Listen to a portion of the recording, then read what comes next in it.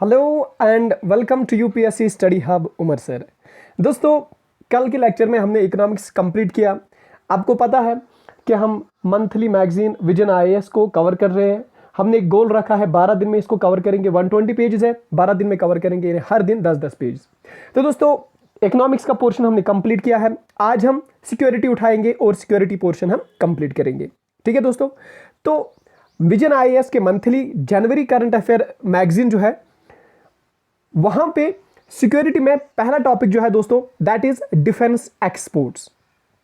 दोस्तों, ये हमें क्यों पढ़ना है, ये कहां पे हमें पूछा जाएगा, तो ये सब आपको पता है क्योंकि आप यूपीएससी की तैयारी कर रहे हैं। लेकिन जो यूपीएससी की तैयारी नहीं कर रहे हैं या जेकेपीएससी की तैयारी नहीं कर रहे हैं, उनके लिए बस ये एज ए इंफॉर्मेशन, उनके लिए किसी एग्जाम में ये नहीं पूछा जाएगा। एल्स इसमें कुछ फैक्ट्स है, वो उनको याद रखने, वहां पे मैं बताऊंगा। ठीक है दोस्तों, तो चलो without wastage of my time let's get started. दोस्तों, बात करते हैं डिफेंस एक्सपोर्ट्स के बारे में। पहले हम सबसे पहले देखेंगे कि ये इसमें विजन आईएएस में क्यों ये टॉपिक डाला है। दोस्तों, क्योंकि ये न्यूज में आया है रिसेंटली, अगर आप देखोगे जनवरी में ये न्यूज में आया है, जहां पे हमने देखा कि फिलीपाइंस ने 375 मिलियन अमेरिकन डॉलर की डील की है ब्रह्मास सुपरसोनिक क्रूज मिसाइल के लिए। लेकिन अब यहां पे जो टर्मिनोलॉजी है वो मेरे दोस्तों को समझ नहीं आएगी, लेकिन हम यहां पे समझाएंगे। देखो दोस्तों, what is this Brahma's? Brahma's क्या है? ब्रह्मास बेसिकली एक जॉइंट कोलैबोरेशन है। किस किस के दरमियान? रशिया और इंडिया के दरमियान दोस्तों। यानी एक जॉइंट कोलैबोरेशन है रशिया और इंडिया के दरमियान। इंडिया की डीआरडीओ और रशिया की एनपीओ, ये दो कंपनीज मिलके काम करती है और यहां पे क्या बनाती है? यहां पे डिफेंस इक्विपमेंट्स बनाती है दोस्तों, और हमने इसका नाम रखा है ब्रह्मास। लेकिन अब यहां पे क्वेश्चन उठता है, सर वाई ब्रह्मास? हमने नाम क्यों रखा इसका ब्रह्मास? अगर ये रशिया का और इंडिया का जॉइंट कोलैबोरेशन है, लेकिन हमने नाम क्यों रखा ब्रह्मास? दोस्तों, दो रिवर्स के बेसिस पे हमने नाम रखा। ब्रह्मपुत्र रिवर जो इंडिया में फ्लो हो रहा है, और मोस्कवा रिवर जो आपके रशिया में फ्लो हो रहा है। इन दोनों को मिला के Brah for Brahman, Brahmaputra river and Mos for Moskva river, इन दोनों को मिला के हमने इस इनिशिएटिव का नाम रखा, इस जॉइंट कोलैबोरेशन का नाम रखा ब्रह्मास। ठीक है, तो व्हाट इज ब्रह्मास? ब्रह्मास क्या है? ये एक जॉइंट कोलैबोरेशन है इंडिया और रशिया के दरमियान। इंडिया की तरफ से कौन? डीआरडीओ, और रशिया की तरफ से कौन? एनपीओ, मैसेवोनोविया। ये दो कंपनीज ज्वाइंटली कोलैबोरेट करके डिफेंस इक्विपमेंट्स तैयार करती है। और फिलीपाइंस आ रहा है, फिलीपाइंस ने बोला, अरे भाइयों, मुझे 375 मिलियन अमेरिकन डॉलर की डील आपसे करनी है, लेकिन किसके लिए? सुपरसोनिक क्रूज मिसाइल के लिए। यानी इसको फिलीपाइंस को क्रूज मिसाइल चाहिए और इसके लिए इसने डील किया है। लेकिन ये न्यूज में है, लेकिन टॉपिक का टाइटल क्या है? Defence exports. Defence exports, defence exports यहां पे टाइटल है, तो इसका मतलब यह है दोस्तों कि इंडिया अपना डिफेंस एक्सपोर्ट बढ़ाने की बहुत ज्यादा कोशिश कर रहा है। दोस्तों, जैसे कि मैंने आपको कल के लेक्चर में भी बताया कि मैं यहां पे आप लोगों के लिए एक क्रिस्प नोट्स बना के आऊंगा, जिससे आप लोगों को बहुत ज्यादा फायदा हो सकता है। ठीक है दोस्तों, पहले हम ऑफलाइन करते हैं। ओके, ठीक है दोस्तों, यहां पे जो मैंने आपको बताया कि इंडिया एक्सपोर्ट करना चाहता है ज्यादा से ज्यादा, लेकिन सर रीजन क्या है? इंडिया एक्सपोर्ट क्यों करना चाहता है ज्यादा से ज्यादा? बहुत सारे रीजन से अभी हम आपको पढ़ाएंगे, लेकिन थोड़ा सा एक फैक्चुअल पॉइंट आपको बताना है जो आपके यहां पे करंट अफेयर मंथली मैगजीन में नहीं दिया गया है, वो हम आपको बताएंगे। दोस्तों, एक रिपोर्ट के मुताबिक इंडिया टॉप 25 एक्सपोर्टर कंपनीज में शामिल हो रहा है। हालांकि यह बात भी आपको बोलने की बिल्कुल भी गुंजाइश नहीं है कि India is among the top leaders of importer defence equipment system. यानी इंडिया उन कंट्रीज में टॉपर्स में है जो इंपोर्ट करती है डिफेंस सिस्टम्स, डिफेंस इक्विपमेंट, चाहे गन हो, आर्टिलरी मशीनरी हो, टैंक्स हो, मिसाइल्स हो, लॉन्चर्स हो, ये सारी चीजें इंडिया इंपोर्ट करता है। India is among the topper countries जो इंपोर्ट करती है। लेकिन इतना भी याद रखना है, India is among the top 25 exporter countries of defence equipments. India defence equipment ही ज्यादा एक्सपोर्ट करता है, टॉप 25 कंट्रीज में आता है।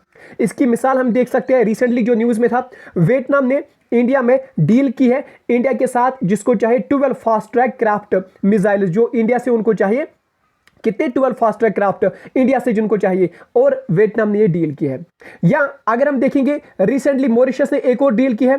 यहां पे मैं दिखा सकता हूं आपको, शायद मैंने लिखा होगा यहां पे, नोट्स में। हाँ, मॉरिशस ने यहाँ पे डील की है इंडिया के साथ, इसको भी क्या चाहे, इसको भी इंडिया के साथ डिफेंस इक्विपमेंट चाहे, और उसने भी इंडिया के साथ डील की है। यहाँ पे मैंने लिखा है एडवांस्ड लाइट हेलीकॉप्टर मार्क 3, याद रखना, इसको हम कहते हैं ALH मार्क 3।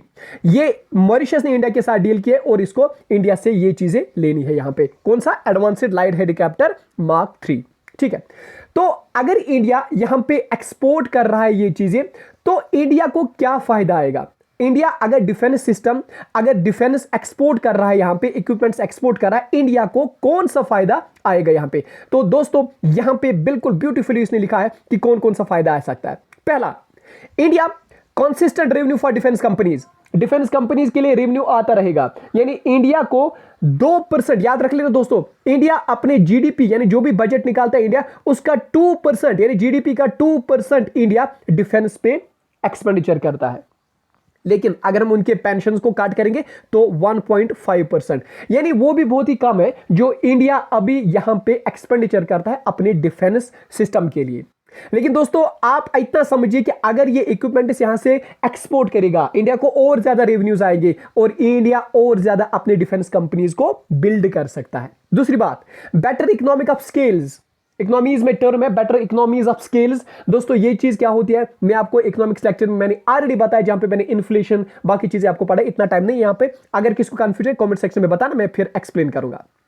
तीसरी बात, एक्सपोर्ट, डिफेंस सिस्टम एक्सपोर्ट करने से इंडिया को क्या फायदा आएगा? To meet the requirements of the armed forces, यानी यहां पे अगर खुद हम अपने गन्स बनाएंगे, आर्टिलरी मशीनरीज बनाएंगे, एमुनिशंस बनाएंगे, जितने भी सारी चीजें जो भी हमारे डिफेंस को जरूरत होगी वो हमने देखा कि इंडिया चाइना जो फेस ऑफ हुआ था बॉर्डर पे, हमने देखा चाइनीज के पास बहुत सारे एडवांस्ड इक्विपमेंट्स थे, हालांकि इंडिया के पास क्या थी, वही जंग लगी हुई जो राइफल्स थे। तो अगर इंडिया डिफेंस एक्सपोर्ट पे काम करेगा, यहां पे अपने लिए भी चीजें बनाएगा और बाहर के देशों के लिए भी भेजेगा। दूसरा, increase in saving and forex reserve, जब इंडिया एक्सपोर्ट करेगा तो ऑब्वियसली उसको फॉरेक्स रिजर्व और ज्यादा आएंगे और इंडिया बहुत ज्यादा फॉरेक्स रिजर्व में तरक्की करेगा।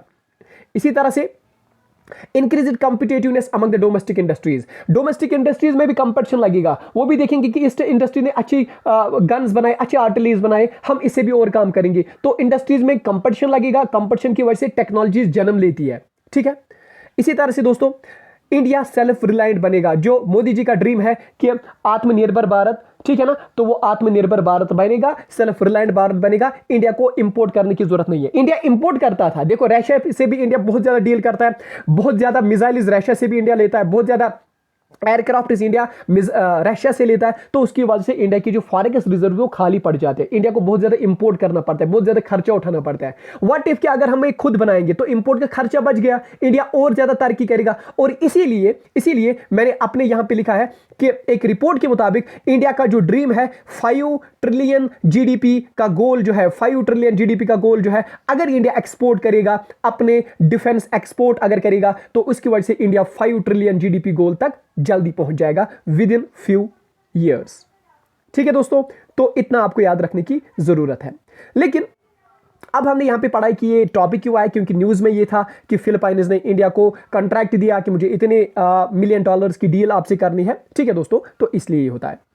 अच्छा, अब यहां पे आपको याद रखना है कि ये जो मिसाइल है, ये जो मिसाइल जो मैं आपको बता रहा हूं, सुपरसोनिक क्रूज मिसाइल जो है, इसकी थोड़ी सी खुसूसियत है, कुछ कैरेक्टरिस्टिक फीचर्स है जो आपको प्रीलिम्स पॉइंट ऑफ व्यू से याद रखनी है।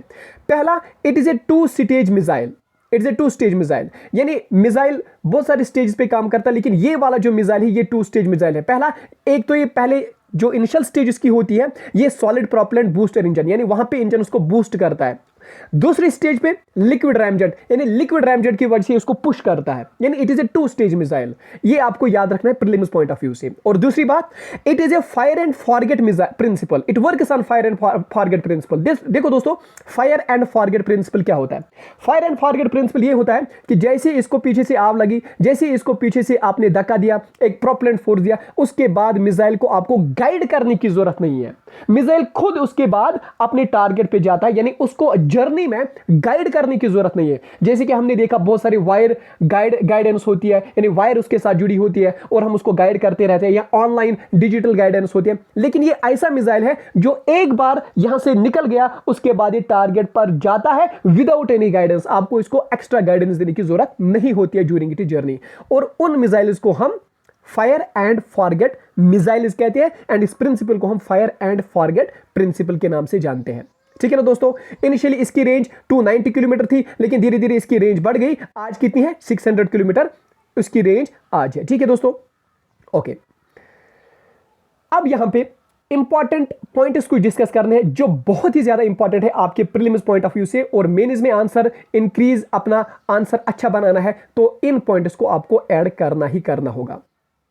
जो अदर मिसाइल सिस्टम्स है आप इनकी एग्जांपल दे सकते हो। दोस्तों अगर हम पहले बात करेंगे चाइना के बारे में, चाइना का जो HD-1 सुपरसोनिक मिसाइल है, ठीक है ना दोस्तों, ये किसके से बना है, ये मिसाइल से बना है, लॉन्च से बना है, कमांड से बना है, कंट्रोल से बना है, यानी ये चीजों को मिला के ये मिसाइल बना है। लेकिन इस मिसाइल की खासियत क्या है कि ये टारगेट इंडिकेशन है, target indication and comprehensive support missile system है। यानी आप इसको पहले बोल सकते हैं आपको इस टारगेट पे जाना है तो ये खुद फिर इस टारगेट पे जाता है। लेकिन इसकी एक और खासियत क्या है कि इसको लेस फ्यूल यूज होता है, और ये लाइटर मिसाइल है, ये हैवी मिसाइल नहीं है, लाइटर मिसाइल है, इसीलिए ये फास्ट फ्लाई करता है और बहुत दूर तक जाता है, बहुत फादर जाता है। ठीक है ना, तो ये चाइना का HD-1 सुपरसोनिक मिसाइल है।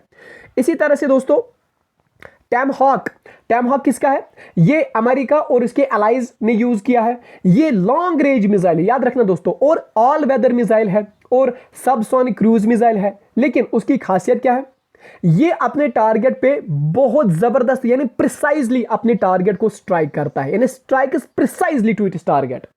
कहां से, 1000 माइल्स अवे से, यानी आप इसको 1000 माइल अवे से लॉन्च कर सकते हैं, यानी 1000 माइल अवे तक के जाके अपने टारगेट को हिट कर सकता है। इसी तरह से नंबर तीसरा जो यहां पे आपको एग्जांपल्स के तौर पर याद रखना है, इस्राइल सी ब्रेकर, ये सारे ये जो न्यूज में थे ये आपको याद रखने। It is the 5th generation long range. 5th generation क्या होती है सबको पता होगी, 5th जनरेशन जिसमें आज हमने VLSI यूज करी होती है, जिसमें हमने आर्टिफिशियल इंटेलिजेंस यूज करी होती है, ठीक है ना, और ये भी प्रिसिशन गाइडेड होता है, यानी ये प्रिसाइज होता है अपने टारगेट के, और it is meant to hit high value maritime, यानी high value maritime and land targets, यानी ये आप ओशन पे भी यूज कर सकते हो और ये आप लैंड पे भी यूज कर सकते हो। हालांकि ये जो हमारा मिसाइल है जो अभी हम बात कर रहे थे ब्रह्मास सुपरसोनिक क्रूज मिसाइल, ठीक है ना दोस्तों, ये मिसाइल हमारा तीनों पे वर्क करता है, यानी सी पे भी, एयर पे भी और लैंड पे भी, ठीक है ना। लेकिन जो अमेरिका का था, इसराइल का था, वो सिर्फ मैरीटाइम एंड लैंड टारगेट था। हमारा जो ब्रह्मोस है वो किस पे, वो तीनों पे वर्क करता है, तीनों टारगेट्स पे वर्क करता है। इसी तरह से एक और है दोस्तों, दैट इज P-800 ओनिकस, यानी वैक्नाहॉन्ट जिसे भी कहते हैं। ये रशिया का supersonic anti ship cruise missile है, ठीक है ना, और इसका गाइडेंस सिस्टम लगा होता है, and is a fire and forget missile, यानी ये भी फायर एंड फॉरगेट मिसाइल है जिसे आप एक बार लॉन्च किया, आपने एक बार रिलीज किया, उसके बाद आपको गाइडेंस की जरूरत नहीं है। ठीक है दोस्तों, तो ये थे कुछ एग्जांपल जो आप याद कर सकते हैं प्रीलिम्स पॉइंट ऑफ व्यू से। अच्छा, इंडिया का जो आप डिफेंस एक्सपोर्ट है, डिफेंस एक्सपोर्ट ये बढ़ रहा है, कैसे, हमें कैसे पता ये बढ़ रहा है? देखो, अगर यहां पे एक डेटा है, इंडिया जो एक साल में एक्सपोर्ट कर रहा है मिलिट्री हार्डवेयर एंड सिस्टम, वो कितने करोड़ रुपीस का है, 38,500 crore rupees in the last 7 years, यानी 7 सालों में इतना हमने एक्सपोर्ट किया डिफेंस सिस्टम, डिफेंस इक्विपमेंट्स। देखो कितना रेवेन्यू आ गया इंडिया को। इसी तरह से अगर हम यहां पे देखेंगे दोस्तों, इंडिया का जो इंक्रीज हो गया, अगर हम देखेंगे 2016 और 2021 की इनको कंपेयर करेंगे, 2016-17 में 1521 करोड़ था, लेकिन 2021 में 2020 में 8434 करोड़ इनको इंक्रीज हो गया रेवेन्यू, ठीक है। यानी इतना आप देख सकते हैं धीरे धीरे इंडिया बहुत ज्यादा तरक्की कर रहा है और धीरे धीरे इंडिया 5 ट्रिलियन गोल जीडीपी गोल तक चला जा रहा है। इंडिया क्या क्या ज्यादा चीजें एक्सपोर्ट करता है, वो है protection, armoured protection vehicles, light weight torpedo, weapons located radar, fire control systems, offshore petrol vehicles, tear gas launchers, ये चीजें इंडिया ज्यादा एक्सपोर्ट करता है। और आपके एग्जाम में प्रीलिम्स में ये भी क्वेश्चन बन सकता है कि which of the following is been exported by the India in the larger quantity, ठीक है ना। ओके, इसी तरह से India 75 countries, more than 75 countries को अपना ये जो डिफेंस इक्विपमेंट्स है ये एक्सपोर्ट करता है, मोर देन 75 कंट्रीज। और उनमें से सबसे ज्यादा कौन कौन है याद रख ले दोस्तों, मैंने अपने नोट में लिखा है, वहां पे नहीं जाएंगे, अभी यहीं पे बताऊंगा। उसमें UAE आता है, सऊदी अरबिया आता है, मालदीव्स आता है, श्रीलंका आता है, मॉरिशस आता है, ठीक है ना दोस्तों। और भी आता है, इजिप्ट आता है, ठीक है ना। ये सारी कंट्रीज जिनको इंडिया बहुत ज्यादा अपना बेचता है, these are the top country जिनको इंडिया एक्सपोर्ट करता है अपने डिफेंस इक्विपमेंट्स। अच्छा, एक और बहुत जबरदस्त इंपॉर्टेंट पॉइंट जो रिसेंटली न्यूज में था, याद रखने की जरूरत है। 3 इंडियन कंपनीज को जिनको यहां पे 2022 में रैंकिंग में बिल्कुल टॉप पे माना गया, यानी अमंग द हंड्रेड्स कंपनीज को इनकी रैंकिंग मिली अमंग द हंड्रेड्स। क्यों? On the basis of export, on the basis of quality, on the basis of quantity. ये सारी चीजों के पैरामीटर्स को इंक्लूड करके इनको, इन 3 कंपनीज को, इंडिया की 3 कंपनीज को यहां पे टॉप 100 में एनलिस्ट किया गया। कौन कौन सी है? HAL यानी हिंदुस्तान एरोनॉटिक्स लिमिटेड, प्रीलिम्स के लिए बहुत ज्यादा important point. Ordnance factory board और भारत इलेक्ट्रॉनिक्स लिमिटेड, ये 3 कंपनीज हैं जिनको यहां पे रैंकिंग में टॉप 100 में एनलिस्ट किया गया। ठीक है दोस्तों, ओके। इंडिया ने अपनी पॉलिसीज डिफेंस एक्सपोर्ट को बढ़ाने के लिए एक पॉलिसी बनाई है दोस्तों, that is known as DPEPP 2020 में पॉलिसी आई, आपके मेन पर्सपेक्टिव के लिए बहुत ज्यादा इंपॉर्टेंट है। इसमें क्या बोला गया? इसमें यह बोला गया कि मेक इन इंडिया की जो मेक इंडिया कैंपेन चल रही है अभी, उसमें हम इंडिया को सेल्फ रिलायंट बनाएंगे, खुद एक्सपोर्ट करेंगे, खुद डिफेंस सेक्टर में चीजें प्रोड्यूस करेंगे, इंडिजिनस कंपनीज में चीजें प्रोड्यूस करेंगे और इंडिया को लीडिंग कंट्री बनाएंगे of the world in the defence sector, जिसमें एरोस्पेस भी आएगी और जिसमें नेवल शिप बिल्डिंग सेक्टर भी आएगा। यानी इंडिया को लीडिंग कंट्री बनानी है डिफेंस सेक्टर में। दिस इज द पॉलिसी जो ये बताती है कि इंडिया को लीडिंग कंट्री बनानी है वर्ल्ड में डिफेंस सेक्टर में, बोथ एरोस्पेस में भी और नेवल शिप बिल्डिंग सेक्टर में भी। ठीक है दोस्तों, ओके, ये चीजें हमने याद रखी। इसी DPEPP यानी defence draft defence procurement and export promotion policy, ये पॉलिसी जो 2020 में आई है, इसके थोड़े से हाइलाइट्स हम आपको बताएंगे। तो जो यहां पे लिखे हैं दोस्तों, इसके क्या हाइलाइट्स है? To achieve a turnover of 175,000 crore including export of इतना crore in the space, aerospace and defence good services by 2025। यानी इसका ये गोल है कि हम 2025 तक कितना एक्सपोर्ट करेंगे? 35,000 करोड़ यानी 5 बिलियन अमेरिकन डॉलर का एक्सपोर्ट करेंगे दोस्तों। ठीक है ना। तो दिस इज द विजन। दूसरा, to reduce the dependence on the imports, यानी इंडिया को अगर तरक्की करनी है तो डिफेंस सिस्टम में इंपोर्ट कम करने हैं, मेक इन इंडिया पे काम करना है, डोमेस्टिक डिजाइन करना है, यानी अपनी कंपनीज को बढ़ाना है, अपनी कंपनीज को बोलना है कि यहां पे आप ये बनाओ ताकि हमें इंपोर्ट करने की जरूरत नहीं है। ये मैंने ऑलरेडी पॉइंट डिस्कस किया है। इसी तरह से दोस्तों, to promote export of defence products, ताकि हम अपने डिफेंस प्रोडक्ट जो है उनको एक्सपोर्ट करेंगे, हमारा ग्लोबल डिफेंस वैल्यू चेन बढ़ जाएगा, हमारा फॉरेक्स रिजर्व बढ़ जाएंगे। और सबसे बड़ी बात, R&D को हम इंक्रीज करेंगे, यहां पे टेक्नोलॉजीज इंक्रीज करेंगे ताकि हमें यहां पे क्या मिलेगा? Self reliant defence industry. हम ज्यादा से ज्यादा चीजें बनाएंगे, हम ज्यादा से ज्यादा चीजों पे ओनरशिप रखेंगे और हम ज्यादा से ज्यादा नई टेक्नोलॉजीज का इनोवेशन करेंगे। ठीक है ना दोस्तों। तो these are the 4 goals that has been promoted by DPEPP 2020। ठीक है दोस्तों, यहां पे अब हमने कुछ रिफॉर्म्स लिए कि हम कैसे अपने डिफेंस एक्सपोर्ट को बूस्ट कर सकते हैं। अब हम वो पढ़ते हैं दोस्तों, बहुत ही ज्यादा इंपॉर्टेंट है आपके मेन पर्सपेक्टिव से। देखो दोस्तों, कौन से रिफॉर्म्स है जो हमने लिए यहां पे ताकि हम अपने डिफेंस सिस्टम को बूस्ट कर सकते हैं। देखो, अब मैं अपने नोट्स पे आऊंगा, वहीं पे पढ़ाऊंगा दोस्तों, क्योंकि वहां पे मैंने क्रिस्प लिखा है, शॉर्ट शॉर्ट नोट्स बनाए हैं आपके लिए।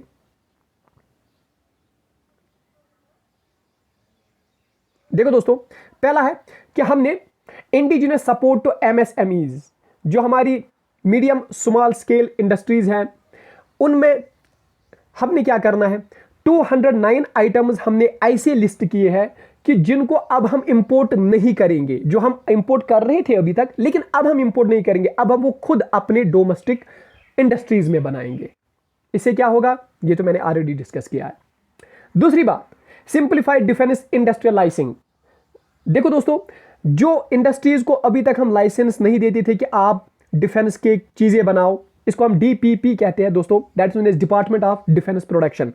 यही बनेगी अब लाइसेंस अथॉरिटी फॉर एक्सपोर्ट। यानी अगर आपको डिफेंस की चीजें बनाते हो, आप ऐसी इंडस्ट्री है जहां पे आप डिफेंस की चीजें बनाते हैं, डिफेंस इक्विपमेंट्स बनाते हैं और आपको अब एक्सपोर्ट करने की जरूरत है, तो आप क्या करेंगे? आप जाएंगे डिपार्टमेंट ऑफ डिफेंस प्रोडक्शन में और वो आपको लाइसेंस प्रोवाइड कर सकती है एक्सपोर्ट आइटम्स के लिए, जो आपको एक्सपोर्ट करनी होती है।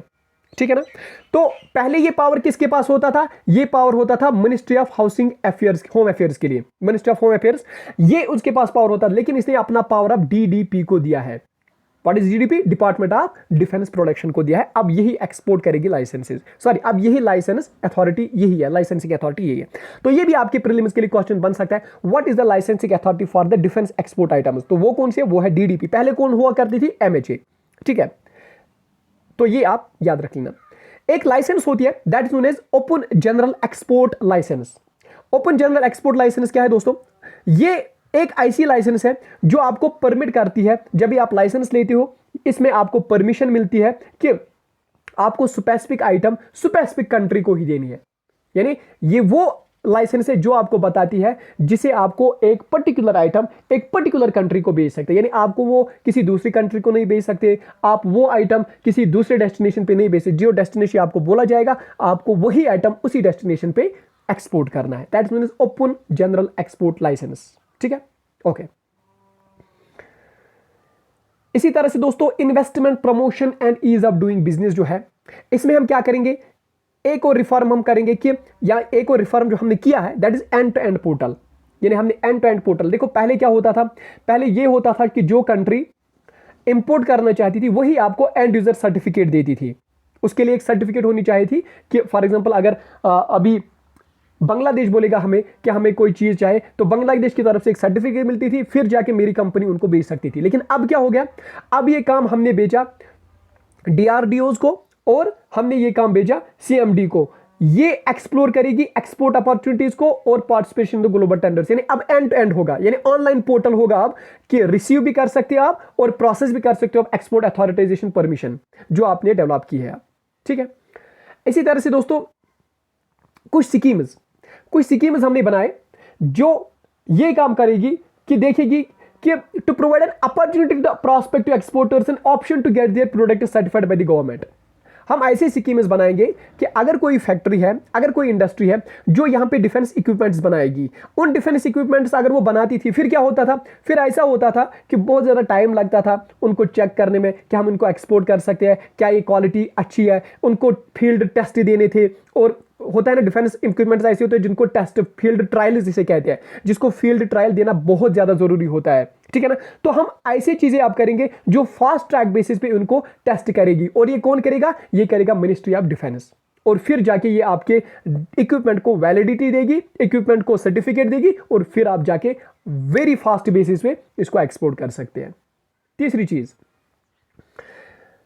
मिनिस्ट्री ऑफ एक्सटर्नल अफेयर्स, याद रखना मिनिस्ट्री ऑफ एक्सटर्नल अफेयर्स यहां पे जिम्मेदार रहेगी, वो क्रेडिट लाइन्स देगी। यानी जिन्होंने फैसिलिटेट किया है lines of credit for the countries to import, यानी जो कंट्रीज इंपोर्ट करना चाहती थी, हमारा माल लेना चाहती थी डिफेंस का, लेकिन उनके पास पैसे नहीं थे, तो अब मिनिस्ट्री ऑफ एक्सटर्नल अफेयर्स ने बोला कि हम उनको कर्जे पे भी माल दे सकते हैं। और एक और बात, मिनिस्ट्री ऑफ एक्सटर्नल अफेयर्स इसके लिए भी जिम्मेदार रहेगी कि अगर आप सेम प्रोडक्ट सेम कंट्री को बेचते हैं पिछले 10 साल से, 5 साल से, 8 साल से, तो आपके लिए इसके लिए कौन सा जिम्मेदार रहेगा, मिनिस्ट्री ऑफ एक्सटर्नल अफेयर्स। वही बताएगी कि आपको अब हम उसको दे सकते हैं, जो हम रिपीटेड दे सकते हैं, इसके लिए जिम्मेदार रहेगी मिनिस्ट्री ऑफ एक्सटर्नल अफेयर्स। एक और रिफॉर्म है दोस्तों दैट इज ऑफसेट पॉलिसी। ये बहुत ज्यादा important policy. What is offset policy? Offset policy ऐसी है कि अगर हम किसी इंटरनेशनल में किसी को बेचते हैं अपना माल, उस मुल्क की जिम्मेदारी रहेगी हमारे इंडिजिनस, हमारी जो डोमेस्टिक कंट्री फैक्ट्रीज है, हमारी जो डोमेस्टिक इंडस्ट्रीज है, डिफेंस इंडस्ट्रीज, उनको बूस्ट करना। यानी जो कंट्री हमसे इंपोर्ट करती है डिफेंस इक्विपमेंट्स, उनकी जिम्मेदारी रहेगी, उनके लिए ऑब्लिगेशन है कि वो हमारे डोमेस्टिक डिफेंस इंडस्ट्री को बूस्ट करेगी, ठीक है ना दोस्तों। ओके, उसको हम कहते हैं ऑफसेट पॉलिसी। ये भी डीएपी 2020 में ऐड हो गई थी। और अदर्स क्या है, अदर इनिशिएटिव क्या है दोस्तों? अदर इनिशिएटिव ये है कि इंडिया ने 2 डिफेंस कॉरिडोर्स यहां पे प्रमोट किए हैं, एक टू प्रमोट डोमेस्टिक प्रोडक्शन और दूसरा इन्वेस्टमेंट। हम इनमें इन्वेस्टमेंट करेंगे, जो कंपनीज है, जो फैक्ट्रीज है, जो यहां पे बनाते हैं, उन पे हम इन्वेस्टमेंट करेंगे डिफेंस सेक्टर में, ठीक है।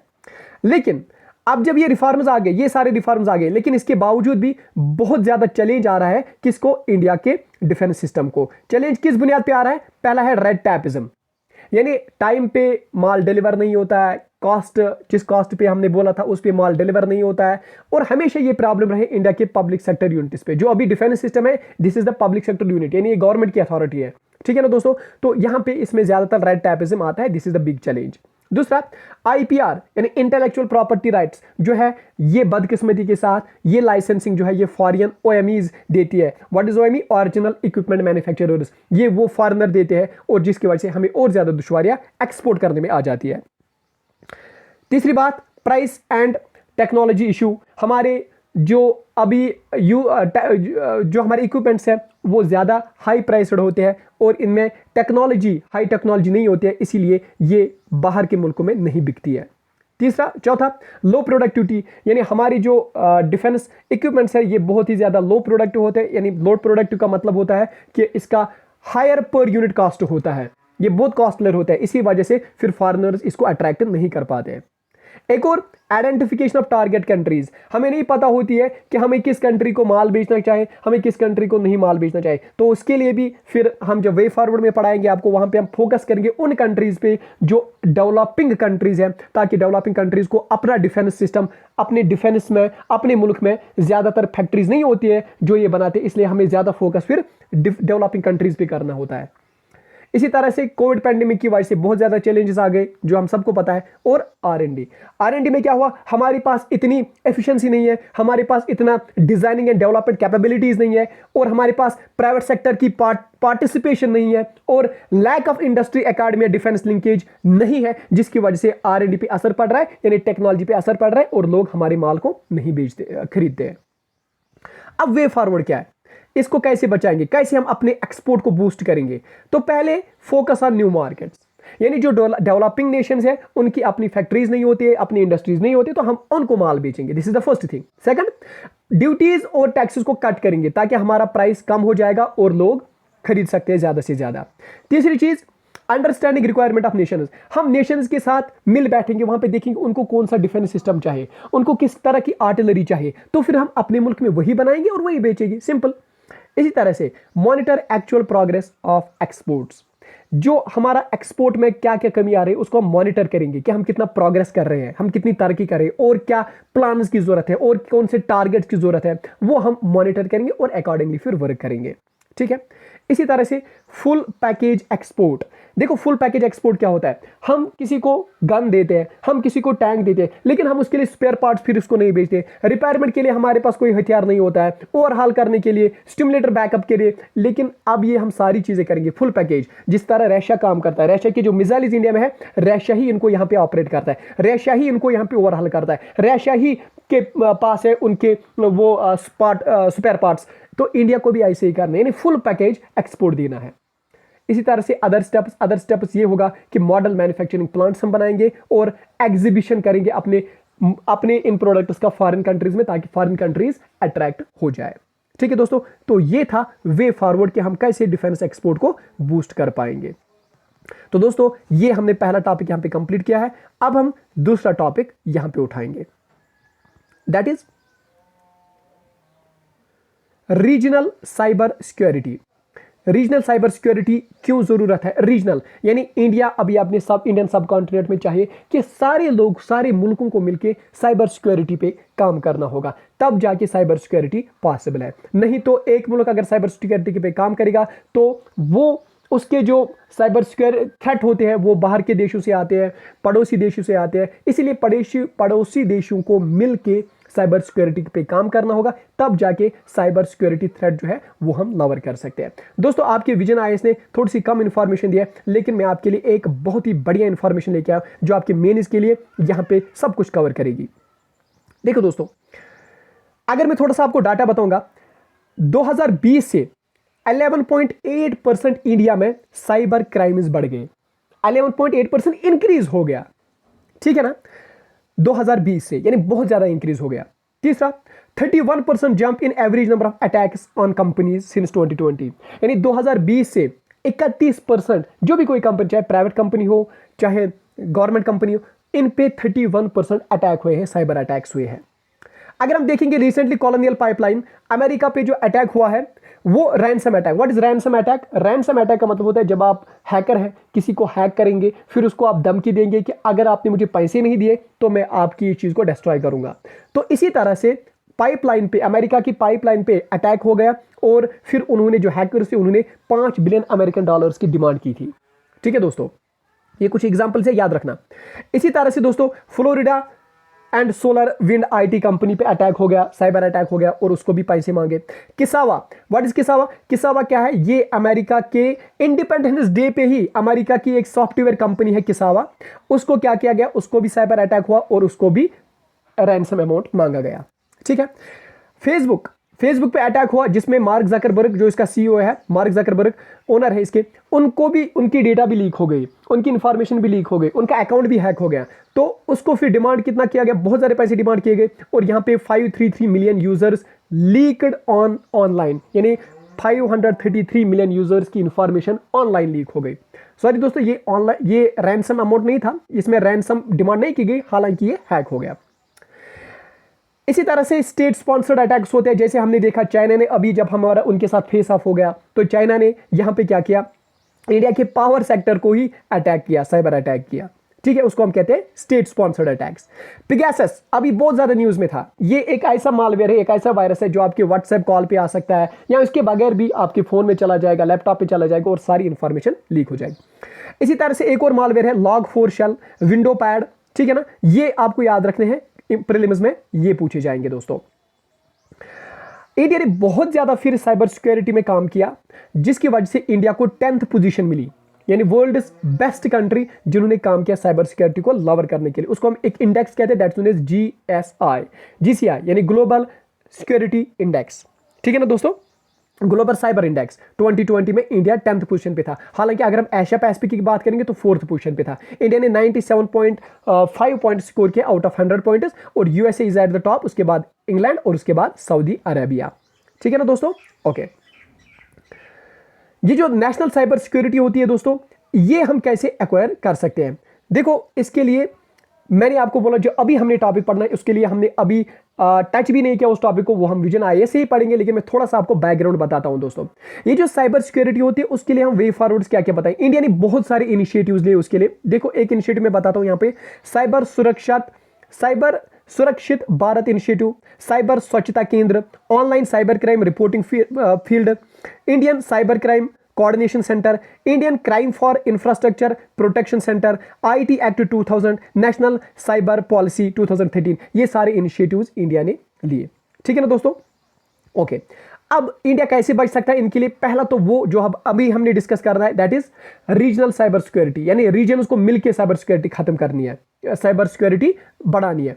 इसी तरह से create layered structure, Apex body India में एक बननी चाहिए जो इसकी हेड करेगी, और cyber deterrence. What is cyber deterrence? Cyber deterrence का मतलब होता है, अगर किसी ने इन्फ्लुएंजा मूवी देखी है, आई, साउथ की एक मूवी है आई, उसमें जब उसको लिंगेसन को वो इन्फ्लुएंजा वायरस डालती है, उसके बाद जब वो उन पे बदला लेता है तो वो उनको कहता है कि इससे भी बुरी हालत में आप लोगों की करूंगी। तो डेटरेंस का मतलब होता है इससे भी ज्यादा सजा। अगर साइबर अटैक वालों को पकड़ा जाएगा, उनको इतनी बड़ा सजा दो कि वो आइंदा कोई ऐसा कदम ना उठाए।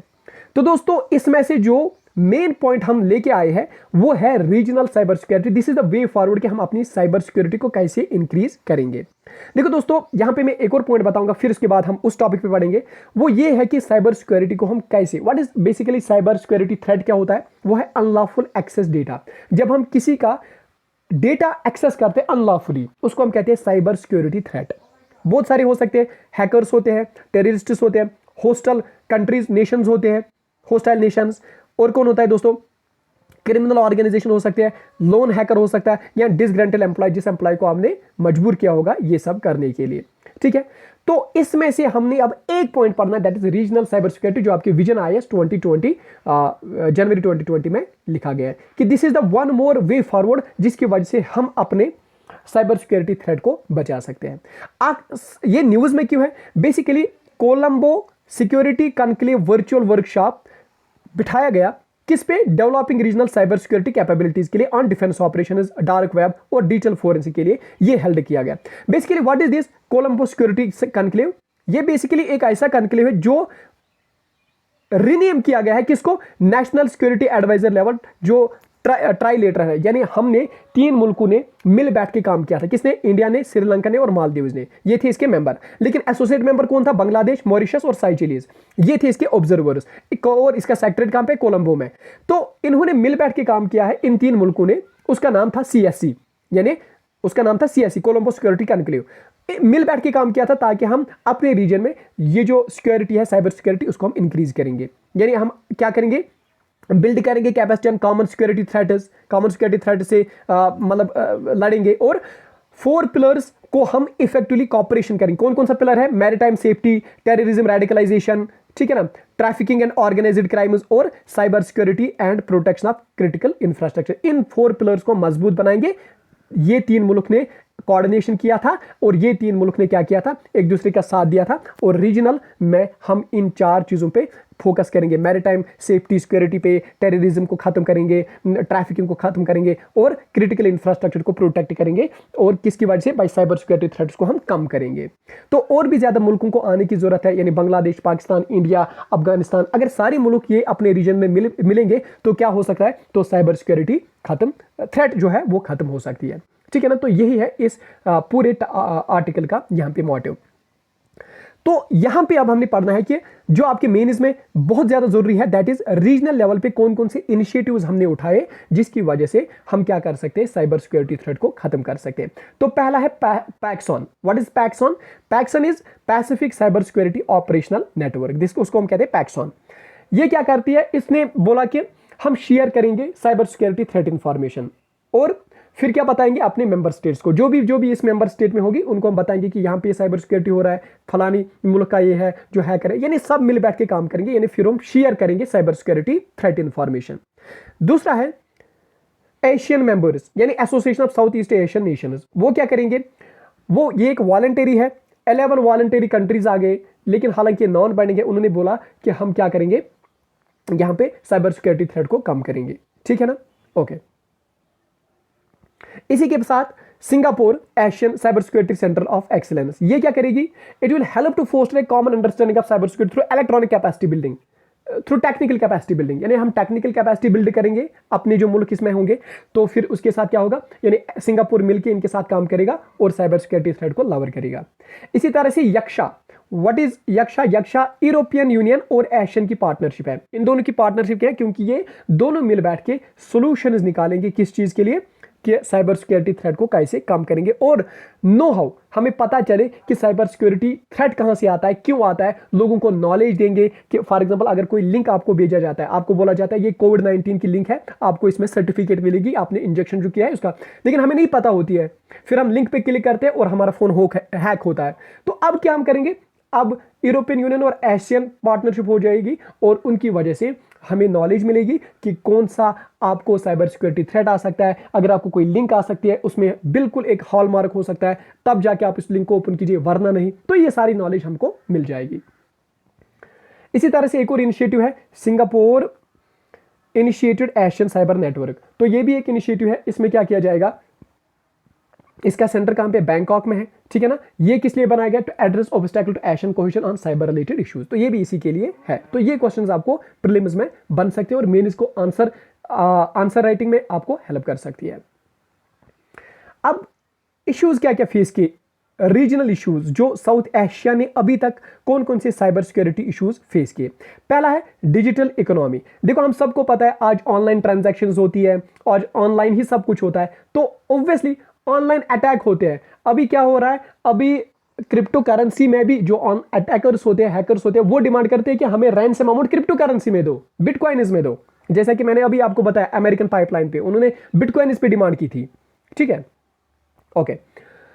इसी तरह से दोस्तों नॉलेज गैप, हमको नहीं पता होती है कि कौन सी लिंक पे हमें क्लिक करना है, कौन सी लिंक पे नहीं, जिस तरह से हमें फिर साइबर सिक्योरिटी के हम शिकार हो जाते हैं। और इसकी वजह से हमारी जो सिक्योरिटीज, नेशनल सिक्योरिटी होती है, हमारी जो पॉलिसीज होते हैं, हमारी जो बेस लाइन्स होते हैं, उन सब पे खतरा होता है। लैकिंग कैपेबिलिटीज एंड इंफ्रास्ट्रक्चर, हमें उतनी कैपेबिलिटीज नहीं है, ना हमें वो इंफ्रास्ट्रक्चर है कि हम सीव करेंगे, कि हम उनको दूर रख सकते हैं। यानी हमारे पास ट्रेनेड साइबर सिक्योरिटी प्रोफेशनल्स नहीं है। अगर हमारे पास ट्रेनेड साइबर सिक्योरिटी प्रोफेशनल्स होते तो हमारी साइबर सिक्योरिटी थ्रेट कम हो सकती थी।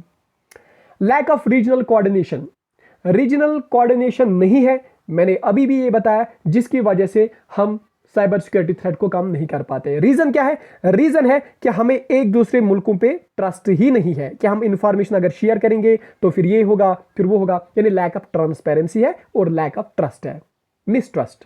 ठीक, इसी तरह से rapid technological advancement. Rapid technological advancement का मतलब होता है दोस्तों थ्रेट मॉनिटरिंग एंड रेस्पॉन्स जो है, अगर हमें मॉनिटर करना होगा कि थ्रेट कब आएगा, कैसे आएगा, ये इसका रेस्पॉन्स जो है वो ज़्यादा डिफिकल्ट है, इसी वजह से हम इस चीज़ पे ज़्यादा फोकस नहीं कर पाते हैं।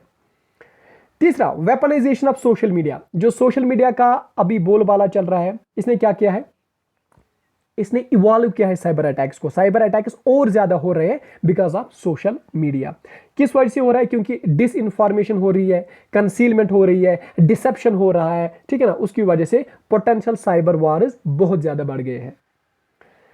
Potential use of states. Potential use of state जो मैंने अभी आपको बताया कि फॉर एग्जांपल चाइना ने हमारा पावर सेक्टर ही साइबर सिक्योरिटी में हैक किया था, हमारे पावर सेक्टर को ही साइबर सिक्योरिटी थ्रेट मिली थी बिकॉज ऑफ चाइना, तो ये बिकॉज ऑफ ऐसे हो सकता है। इसी तरह से threat from non state actors. तो नॉन स्टेट एक्टर जो अभी अगर हमने कोई ऑर्गेनाइजेशन बनाई, उसका कोई एक्टर नहीं है, वो नॉन स्टेट इसमें है, तो वो भी यहाँ पे थ्रेट भेज सकती है because diversity of malicious non state actors है, वो यहाँ पे थ्रेट भेज सकते हैं। अब यहाँ पे हमें क्यों जरूरत पड़ती है रीजनल ग्रुपिंग के लिए? रीजन को एक साथ लाके साइबर सिक्योरिटी थ्रेट को खत्म करने की क्यों जरूरत पड़ती है? पहले, लैक ऑफ ग्लोबल कंसेंसस। देखो, पहले हमें यह डेवलप करना है कि ग्लोबल कंसेंसस हमें डेवलप करना है कि अगर हम ग्लोबल साइबर नॉर्म्स इंप्लीमेंट करेंगे तो उसकी वजह से क्या हो सकता है, कोई भी हम पे अटैक नहीं कर सकता है। दूसरा, इनक्यूबेटर्स फॉर न्यू आइडियाज। अगर बहुत सारे प्लेटफॉर्म्स एक जगह काम कर सकते हैं, हम कोई टेक्नोलॉजी डिजाइन कर सकते हैं, नई नई आइडियाज इनोवेट कर सकते हैं, जिसकी वजह से हम इस थ्रेट पे काबू पा सकते हैं। Better threat perception. अगर एक मुल्क, दूसरा मुल्क, तीसरा मुल्क, ये सारे मुल्क आके इनको परसेप्शन दे सकते हैं, अपना अपना राय दे सकते हैं और इनको परस्यू कर सकते हैं। फॉर एग्जाम्पल चाइना अगर इंडिया के साथ काम करेगा, चाइना के पास बहुत टेक्नोलॉजीज है, चाइना के पास बहुत ऐसे सॉफ्टवेयर है जो इसको रोक सकते हैं, तो बेटर थ्रेट परसेप्शन हो सकता है। इस तरह से इंप्रूव्ड कोऑर्डिनेशन, और ऑब्वियसली एक और एक दो नहीं होते, एक और एक गहरा होते हैं, तो ट्रस्ट बढ़ेगा, ट्रांसपेरेंसी डेफिसिट खत्म हो जाएगा, ठीक है ना, तो काम करने से। अब वे फॉरवर्ड क्या है, कैसे ये चीज पॉसिबल है? ये वे फॉरवर्ड, ये चीज पॉसिबल ऐसे है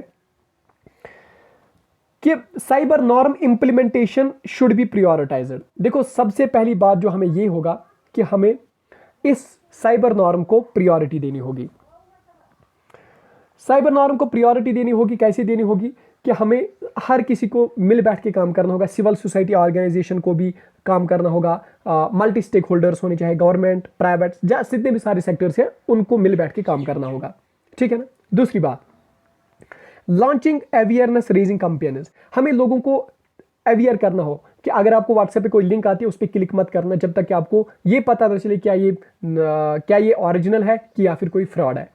तीसरा, increasing responsibility of element actors. हम रेलिवेंट एक्टर्स को हमने यहाँ पे लाना है, प्राइवेट कंपनीज को और बहुत सारी चीज़ों को यहाँ पे लाना है, जिसकी वजह से हमें और ज़्यादा मदद मिल सकती है। Ensuring harmonisation.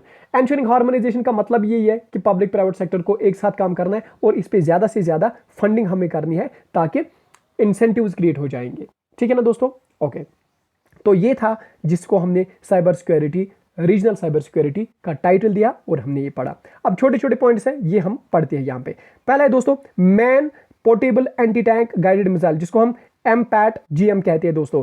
ये क्या है? ये DRDO ने, जो इंडिया की कंपनी है, इन्होंने सक्सेसफुली इसको फ्लाई टेस्ट किया है, यानी टेस्ट किया है क्या ये चलने के काबिल है, कहीं पे इसको खराबी मत है, ठीक है ना। तो ये भी क्या है, ये एक ऐसा मिसाइल है जो इंडिजिनसली डेवलप्ड है, जो इंडिया ने खुद डेवलप किया है। और ये भी क्या है, ये भी फायर एंड फॉरगेट मिसाइल है, ये लो वेट मिसाइल है, फायर एंड फॉरगेट मिसाइल है। तो ये चीजें आपको इसमें याद रखनी है। दूसरा, इंडिजिनस एयरक्राफ्ट कैरियर विक्रांत। तो विक्रांत इसका नाम है, इंडिजिनस एयरक्राफ्ट कैरियर।